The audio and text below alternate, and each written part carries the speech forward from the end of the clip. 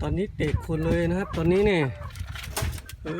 ยตายละไอ้ห่าเอ้ยไก่ลูกผสมนะครับลูกผสมจางๆกูจะเอาอาหารให้มึงยังไงเนี่ยข้าวเปลือกนะครับไม่ยอมกินข้าวโพดไม่มีอะไรเนาะเลยถ่ายคลิปลงให้กับเพื่อนๆผมเสียวนะครับเสียวมันจะซับมือผมเนี่ยเห็นไหมมันเสียวนะครับ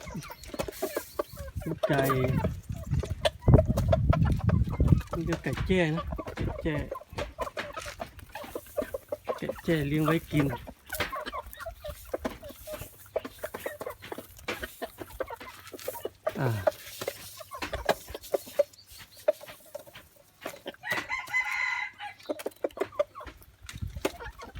สังเกตนะครับสังเกตที่ตัวไก่นะครับสังเกตได้นะครับสังเกตได้ที่ตัวไก่นะครับ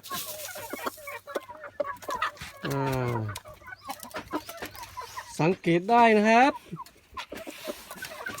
สังเกตได้เลยนะครับสังเกตเลยนะครับ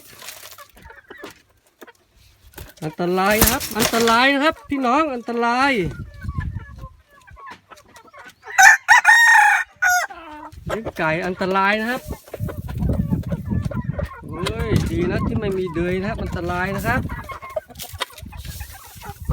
ขนาดผมเอาสูงเลยนะครับยื่นมือสูงนะครับอันตรายเลย